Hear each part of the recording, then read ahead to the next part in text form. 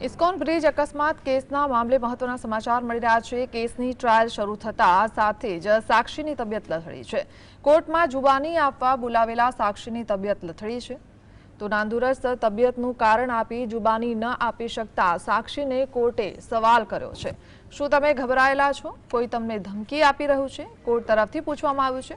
સમગ્ર ઘટના નજરે જોનાર સાક્ષી હાલ જુબાની ન આપી શકતા તાત્કાલિક હોસ્પિટલ લઈ જવા આદેશ કરાયો છે। અકસ્માત કેસના તપાસ અધિકારી ડીવાયએસપી એસ.જે. મોદીને કોર્ટે આદેશ કર્યો છે। સાક્ષીને હકીકતમાં તકલીફ છે કે અન્ય કોઈ કારણો છે તેની તપાસ કરવા આદેશ આપવામાં આવ્યો છે। કેસની પ્રક્રિયા દરમિયાન કેસના આરોપી અને જામીન પર મુક્ત તથ્યના પિતા પ્રજ્ઞેશ પટેલ પણ કોર્ટરૂમમાં હાજર હતા। થોડીવારમાં વધુ સુનાવણી હાથ ધરવામાં આવશે।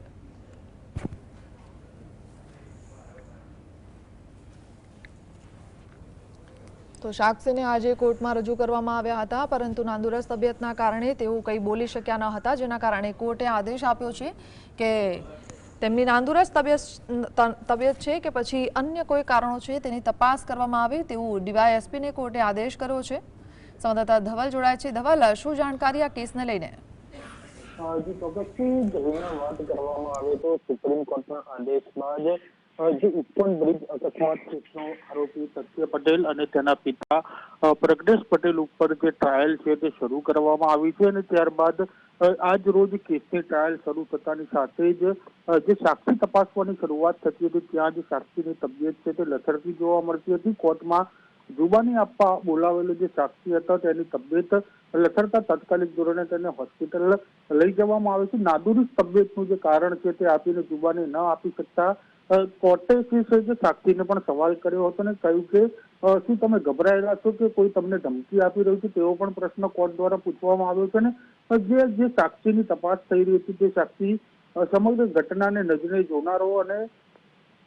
જોનારો જે પ્રથમ સાક્ષી છે તેની અત્યારે હાલ જે તપાસ છે તે કરવામાં આવી રહી છે, એટલે કે જુબાની લેવામાં આવી રહી હતી।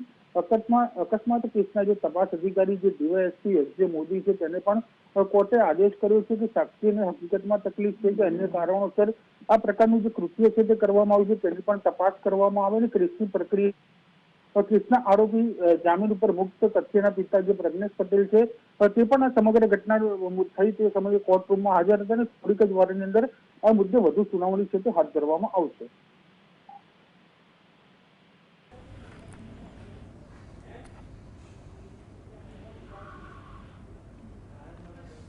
આભાર।